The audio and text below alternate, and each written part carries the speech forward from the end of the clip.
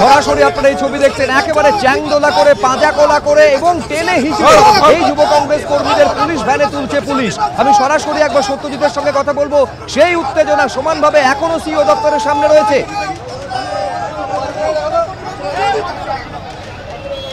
একেবারে সুব্রজিৎ, তুমি যে ছবি দেখতে পাচ্ছ যে প্রথম দফায় ফাঁকা করে দেওয়া হয়েছিল মুখ্য নির্বাচনী অফিসারের যে কার্যালয়, তার সে কার্যালয়ের সামনে, এবং এই মুহূর্তের ছবি দেখতে পাচ্ছ যে থেকে থেকে যুব কংগ্রেসের কর্মী সমর্থকরা তারা কিন্তু এসে এখানে বিক্ষোভ শুরু করেছেন এবং যারা আসছেন তাদেরকে ফের ধরপাকড় করা হচ্ছে। সরাসরি আমরা অপদার্থ নির্বাচন কমিশনের অবিলম্বে পদত্যাগের দাবি করছি। চোর প্রধানমন্ত্রী, অপদার্থ নির্বাচন কমিশন, এর বিরুদ্ধে চোর প্রধানমন্ত্রীর বিরুদ্ধে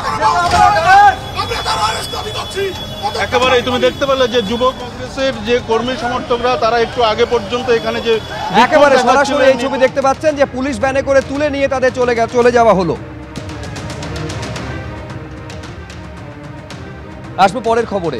নবান্ন অভিযানের দিন পুলিশের ইচ্ছাকৃত মারে আহত হয়েছে অভয়ার মা। এই মর্মে পুলিশের কাছে নালিশ জানাতে গিয়ে এফআইআর করতে গিয়ে একের পর এক থানা তাকে হেনস্থা করছে, এই অভিযোগ করছেন অভয়ার বাবা। সেই মর্মে এবার সিপিকে ইমেল করে নালিশ জানালেন অভয়ার বাবা। পুরো ঘটনা আমরা জানবো, সরাসরি কথা বলবো। সন্দীপ সরকার আমাদের প্রতিনিধি রয়েছেন। সন্দীপ, অভিযোগটা মারাত্মক।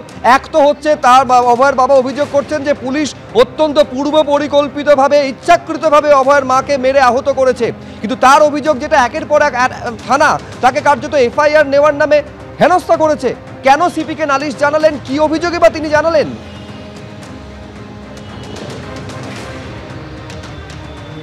দেখো, তিনি প্রথমে যে অভিযোগপত্রটি ইমেল করেছিলেন সেটি করেছিলেন শেক্সপিয়ার সরণি থানার ওসিকে, এবং সেখানে তিনি বলেছিলেন যে শান্তিপূর্ণ প্রতিবাদ মিছিলে বিনা প্ররোচনায় পুলিশ হামলা চালিয়েছে এবং তার স্ত্রীকে ধরে টানা হেঁচড়া করা হয়েছে, তাতে ডান হাতের শাখা ভেঙে গিয়েছে, পুলিশ টানা হেঁচড়া করেছে বলে তিনি অভিযোগ করেছেন। পুলিশের লাঠির ঘায়ে তার স্ত্রীর মাথায় এবং পিঠে চোট লেগেছে। এই হামলা ইচ্ছাকৃত হামলা, এই হামলা পূর্ব পরিকল্পিত হামলা, তার স্ত্রীকে গুরুতর আহত করার জন্য এই হামলা চালানো হয়েছে বলে তিনি অভিযোগ পত্রে লিখেছিলেন এবং বলেছিলেন যে এর ভিত্তিতে পুলিশ এফআইআর শুরু করুক, মামলা রুজু করুক এবং দ্রুত অভিযুক্ত পুলিশ কর্মীদের বিরুদ্ধে তদন্ত করা হোক এবং তাদের বিরুদ্ধে ব্যবস্থা নেওয়া হোক। কিন্তু এরপরে নতুন করে দুর্ভোগের অভিযোগ তুললেন অভয়ার বাবা। তার অভিযোগ যে যখন শেক্সপিয়ার সরণি থানার ওসিকে এই ইমেল তিনি করছেন, তার কিছুক্ষণ পরে আজকে সকাল 10:50 শেক্সপিয়ার সরণি থানার ওসি তাকে মেল করে জানান যে এই থানা নয়, শেক্সপিয়ার সরণি থানা নয়, যে জায়গায় ঘটনা ঘটেছে বলে তিনি বিবরণ দিয়েছেন সেই জায়গাটা পার্ক স্ট্রিট থানা এলাকার মধ্যে পড়ছে। এবং এই ইমেলটি পাওয়ার কিছুক্ষণের মধ্যে 8 মিনিটের মধ্যে তৃতীয়বার আরেকটি ইমেল করলেন ওসি শেক্সপিয়ার সরণি থানার ওসি। তিনি বললেন যে না, শেক্সপিয়ার সরণি নয়, এটি নিউ মার্কেট থানার এলাকার মধ্যে পড়ছে। এইসব অভিযোগ করছেন অভয়ার বাবা।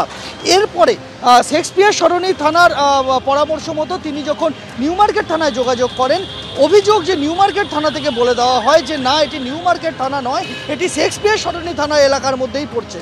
অর্থাৎ তার বাবার অভিযোগ যে শুধুমাত্র এফআইআর নেওয়ার অভিযোগ করার জন্য তাকে এক থানা বলছে আরেক থানা এলাকায় ঘটনা, আরেক থানা বলছে তৃতীয় থানা এলাকায় ঘটনায়। এই সমস্ত কারণেই তিনি ক্ষুব্ধ হয়ে কলকাতার পুলিশ কমিশনারের কাছে নালিশ করেছেন এবং ইমেল করেছেন। সেই ইমেলে তিনি এই গোটা ঘটনার বিবরণ দিয়েছেন। তার পাশাপাশি তিনি এটাও বলেছেন যে কোন এলাকার মধ্যে এই ঘটনা ঘটেছে সেই জুরিসডিকশন সেটাকে চিহ্নিত করে সংশ্লিষ্ট থানায় যাতে তার এই অভিযোগ নথিভুক্ত করা হয় এবং প্রয়োজনীয় পদক্ষেপ নেওয়া হয়। যে এক থানা থেকে আরেক থানায় এই যে তার দুর্ভোগ, এই দুর্ভোগ আজ সকাল থেকে শুরু হয়েছে। এখনো পর্যন্ত কোন থানায় লিখিতভাবে এফআইআর নথিভুক্ত হলো তার কোনো উত্তর অভয়ের বাবার কাছে। একেবারে সন্দীপ, আপাতত তোমায় ধন্যবাদ। এই যে মেল করা হয়েছে সেখানে শুরুতেই সাবজেক্টে দেখতে পাচ্ছেন লেখা আছে এক্সট্রিম হ্যারাসমেন্ট, অর্থাৎ কিভাবে তাকে চূড়ান্ত হেনস্থা করা হয়েছে এই অভিযোগে তিনি সিপিকে মেল করেছেন।